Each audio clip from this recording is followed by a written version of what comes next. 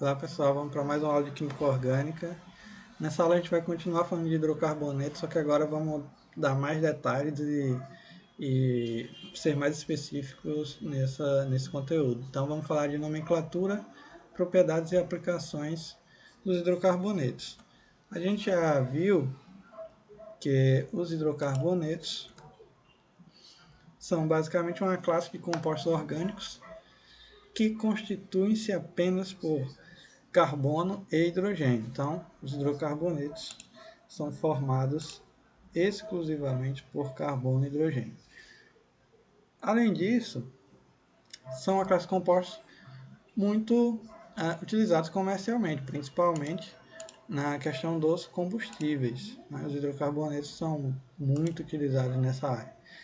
E nós podemos dividi-los de duas formas. Os aromáticos, que são aqueles que têm pelo menos um anel aromático, a gente vai ver depois com mais detalhes sobre isso.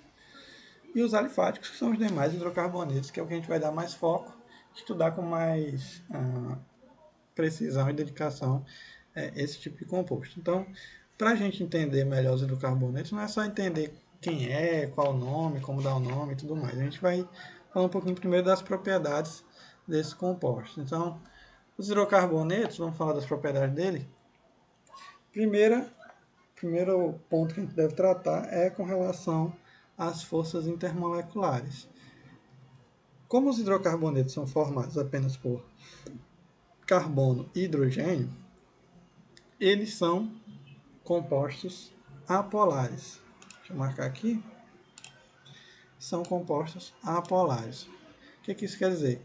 Quer dizer que eles não formam dipolos, não tem carga líquida diferente de zero. Portanto, por conta dessa característica de apolaridade, eles são regidos por forças intermoleculares que nós chamamos de dipolo induzido. O que seria um dipolo induzido? Veja só, vamos tomar como exemplo esses dois átomos aqui, supondo que sejam átomos de hélio. Veja que cada átomo tem 2 elétrons. Imagine que os elétrons têm carga elétrica negativa e as cargas iguais elas se repelem. Então, ocorre uma repulsão elétrica aqui, né, entre as cargas negativas.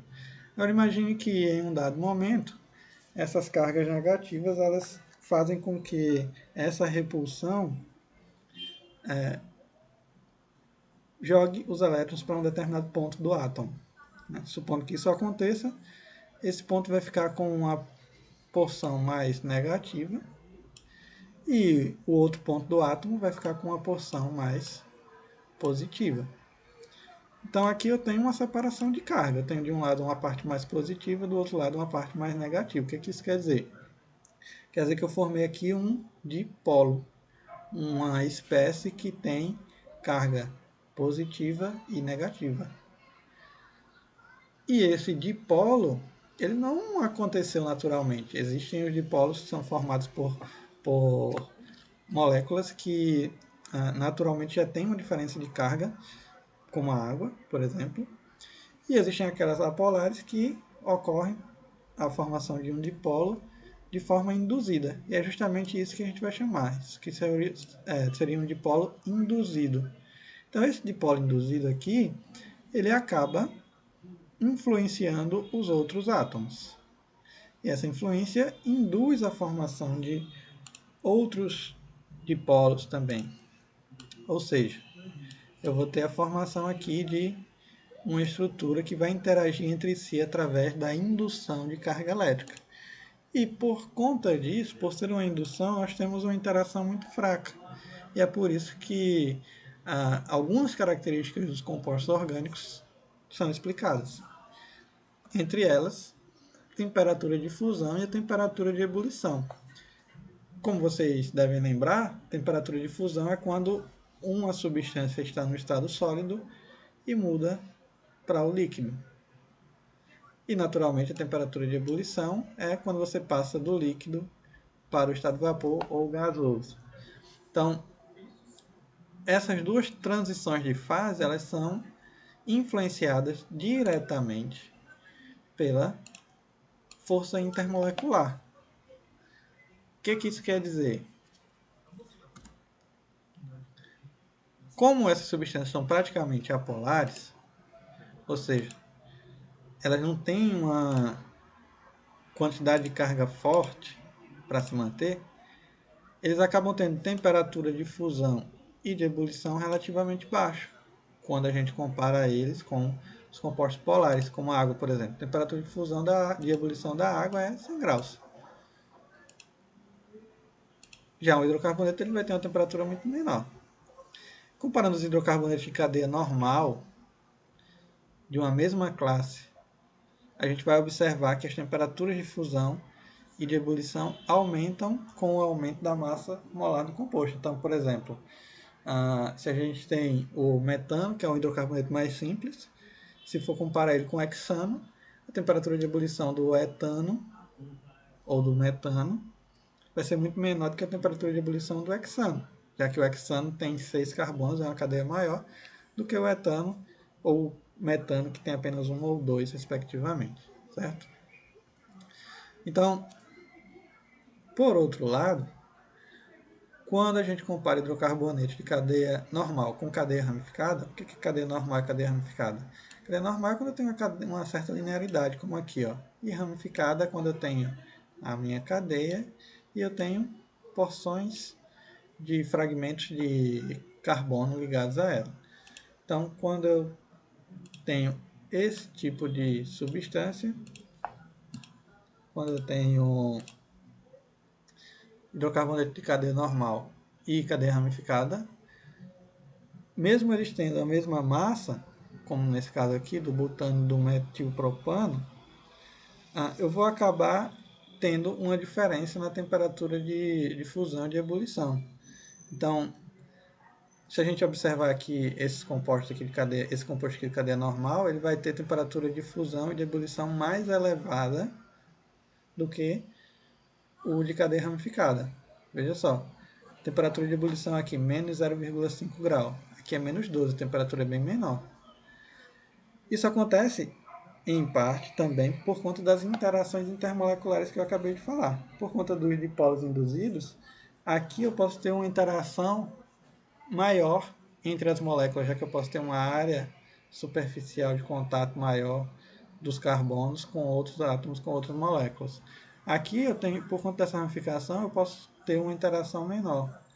E isso faz com que a temperatura de ebulição e temperatura de fusão sejam relativamente menores do que no caso de uma cadeia normal. Então, nós temos das propriedades dos hidrocarbonetos, nós temos aqui o estado de agregação, que ele vai mudar de acordo com a quantidade de carbono. Então, temperatura de fusão e de ebulição vão depender da temperatura e da pressão ambiente. E de forma geral, a gente pode dizer que as substâncias que têm entre 1 e 4 átomos de carbono, né, os hidrocarbonetos, eles são encontrados no estado gasoso. E aí a gente tem aqui gás de cozinha, por exemplo, que é o caso mais comum. Quando a gente passa aqui de 5 a 17 átomos de carbono, nós normalmente temos substâncias no estado líquido, como a gasolina, alguns outros combustíveis. E quando a gente tem mais de 17 átomos de carbono, o estado de agregação dessa substância é sólido, como a parafina, por exemplo, que é um dos casos mais comuns de hidrocarbonetos sólidos, certo? Então, a densidade desses compostos ela é relativamente menor do que a da água. Se a gente comparar a densidade da água, alguns de vocês talvez já tenham visto o teste aqui de combustível. Então, o que acontece? A gente coloca o combustível e coloca a água para verificar a quantidade de álcool que está presente na amostra. Como é que isso é feito? A gasolina brasileira ela é formada por... É uma mistura, na verdade, de gasolina e etanol. Tem uma porcentagem média de 27% de álcool na gasolina. Então, o álcool ele é solúvel tanto na gasolina quanto na água, porque ele tem uma polaridade relativamente alta, se comparado com os compostos orgânicos. Então, o que é que a gente faz? coloca a amostra de gasolina em uma quantidade de água. Quando você agita, aproveita, o álcool que estava misturado aqui na gasolina, ele vai passar para a água. E aí, se o aumento aqui for de 27 milímetros, 27%, se você estiver considerando 100, você vai ter, naturalmente, a proporção correta de álcool e gasolina, e aí o combustível está ok, está na proporção certa. Entretanto, se esse valor passar desse padrão aí estipulado pelo governo, aí a gente vai ter uma gasolina adulterada e aí vai ter problema para o posto e vai ter possivelmente problema para o carro se não for álcool, se for outro tipo de solvente que seja usado para fazer essa adulteração. Então, no caso da densidade, os hidrocarbonetos são relativamente menos densos do que as substâncias polares ou a água, por exemplo. No caso da reatividade, os hidrocarbonetos não são compostos muito reativos, eles não reagem muito bem, têm baixa saturação e por conta disso eles não têm alta reatividade frente a alguns tipos de reações químicas comuns na química orgânica. Com relação à solubilidade, por ser apolar, existe aquela regra semelhante, dissolve semelhante, então a gente não tem uma mistura entre substâncias polares e substâncias apolares. Os hidrocarbonetos são apolares, então eles não vão se dissolver com a água, por exemplo, que é polar. No caso do exemplo que a gente viu da gasolina, a água e a gasolina não se misturam. Uma é polar e a outra é altamente apolar. Ok? Com relação às aplicações, a gente tem diversos tipos de aplicações. Aqui eu coloquei 3 figuras para ilustrar. A gente tem aqui o petróleo, que do petróleo a gente pode extrair combustível de vários tipos, pode extrair substâncias para a produção de plásticos, polímeros.